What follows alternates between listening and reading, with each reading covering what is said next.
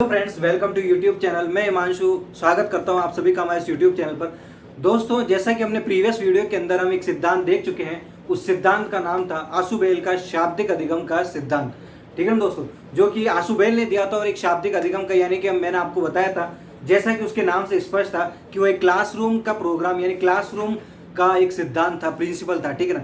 लेकिन आज इस वाले वीडियो के अंदर हम जो सिद्धांत देखने वाले हैं, उस सिद्धांत का नाम क्या है? उस सिद्धांत का नाम है अव्यक्त अधिगम का सिद्धांत, यानी कि जिसे व्यक्त नहीं किया जा सके। ठीक है ना। और उस सिद्धांत के जो प्रवर्तक है वो कौन है? वो एडवर्ड सी टॉलमेन उस सिद्धांत के प्रवर्तक है। देखिए दोस्तों, हम वो सिद्धांत देखते हैं। उस सिद्धांत का नाम है आपका टॉलमेन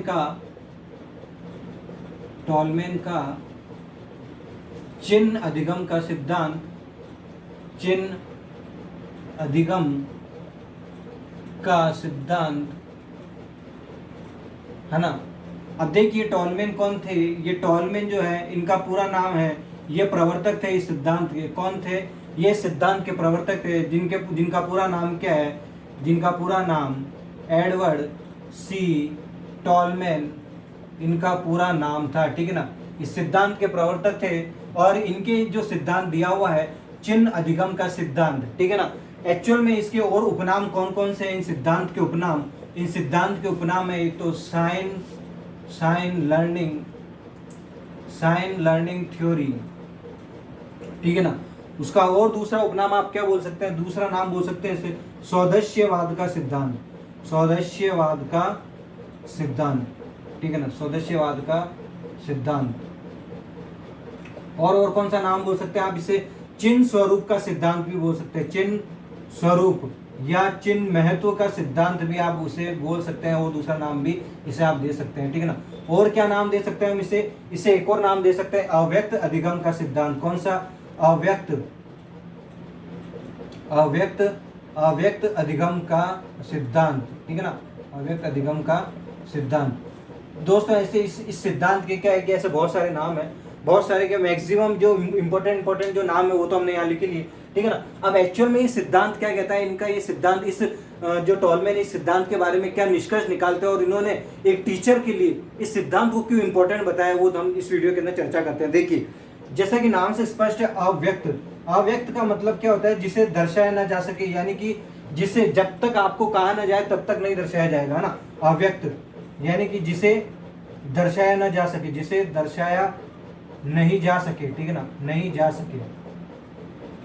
एक्चुअल में दोस्तों देखिए क्या है कि टॉलमेन ये कहते हैं कि जो अव्यक्त अधिगम का सिद्धांत है वो ये कहता है कि जब कोई बालक या प्राणी कोई नई चीज सीख लेता है, ठीक है ना, तो वो जो नया व्यवहार या जो नई चीज वो सीखता है, तो उसे वो तब तक प्रदर्शित नहीं करता है किसी के सामने, जब तक कि उसे उस व्यवहार को या उस चीज को प्रदर्शित करने के लिए उसे पुनर्बलन नहीं दे दिया जाए, यानी कि उसे मोटिवेट नहीं कर दिया जाए। फॉर एग्जाम्पल, मैं आपके ऊपर ही एग्जाम्पल लेता हूं।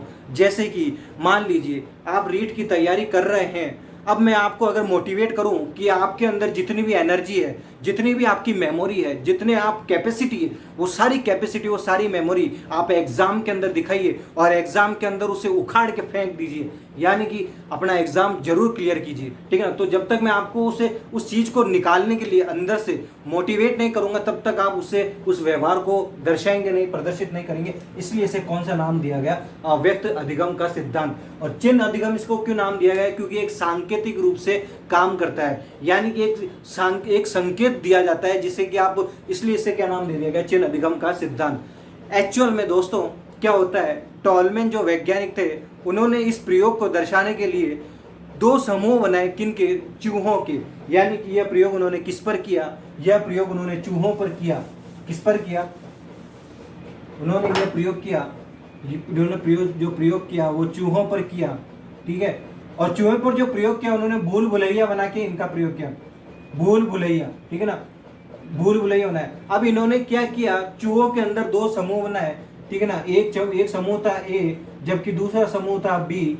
ठीक है ना। अब इन्होंने क्या किया? चूहों का जो एक समूह था, ये एक समूह जो था, इस समूह को क्या किया कि इस भूल भुलैया के अंदर छोड़ दिया गया। क्या कर दिया गया?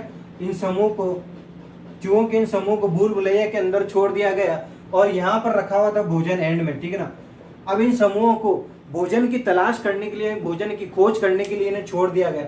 जैसे इन्हें छोड़ दिया गया तो ये चूहे क्या करते हैं, ये भोजन की तलाश करते हुए, ठीक है ना, क्योंकि इन्हें व्यवहार को प्रदर्शित करने के लिए उकसाया गया, ठीक है ना, तो ये उस व्यवहार को प्रदर्शित करते हुए अंतिम रूप से कहाँ पहुंच जाते हैं, भोजन पर पहुंच जाते हैं। जबकि दूसरा समूह जो है चूहों का, जबकि चूहों का जो दूसरा समूह है, ये क्या करते हैं, इनको यहाँ पर जो छोड़ा जाता है तो यहाँ पर भोजन नहीं था, यानी कि इन्हें व्यवहार को प्रदर्शित करने के लिए उस तरीके से उन्हें पुरस्कृत नहीं किया गया जैसे समूह ए को पुरस्कृत किया गया था, ठीक है ना। तो ये क्या करते हैं, जब इन्हें पुरस्कृत नहीं किया गया, इन्हें उस व्यवहार को प्रदर्शित करने के लिए उकसाया नहीं गया, तो ये अपने भोजन तक नहीं पहुंच पाए। लेकिन कुछ समय बाद जब इन्हें भी पुरस्कृत किया गया और इन्हें भोजन तक पहुंचने के लिए, खोज करने के लिए अवसर प्रदान किया गया, तो ये भी खोज करते हुए, लगातार प्रयास करते हुए कहाँ तक पहुंच चुके थे, भोजन तक पहुंच चुके थे।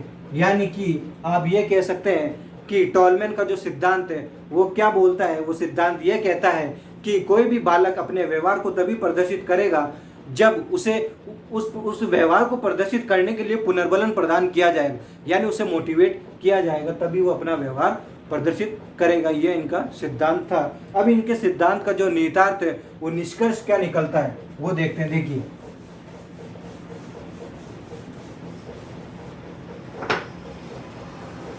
अब क्या है कि जो इनका जो निष्कर्ष था ना, निहितार्थ, वो निहितार्थ क्या निकलता है कि शिक्षक को ठीक है, शिक्षक को क्या करना चाहिए, मैं क्या कह सकता हूँ, यानी कि आपने ये एग्जाम्पल, ये जो सिद्धांत देखा, इससे आप क्या कह सकते हैं, इससे हम ये कह सकते हैं कि एक शिक्षक को ये चाहिए कि वह बालक के अंदर जो भी व्यवहार, जो अधिगम उसे सिखाए, ठीक है ना, तो उस अधिगम को एक पुनर्बलन प्रदान करे, यानी उसे मोटिवेट करे, ताकि वो जो उसने अधिगम सीखा है वो उसे मतलब प्रदर्शित कर सके, वापस उसे दर्शा सके। अगर आप उसको मतलब पुनर्बलन या उसे मोटिवेट नहीं करेंगे ना उस व्यवहार को दर्शाने के लिए, तो वो क्या है कि उस व्यवहार को तब तक प्रदर्शित नहीं करेगा जब तक कि आप उसे उकसाएंगे नहीं। और जैसे आप उकसाएंगे तो हो सकता है कि उसके व्यवहार में अगर कोई गलती होगी तो शिक्षक उसको ठीक करने का प्रयास करेगा। ये इनका ये शिक्षक निहितार्थ था, यानी कि शिक्षक को चाहिए कि वह बालक को व्यवहार को प्रदर्शित करने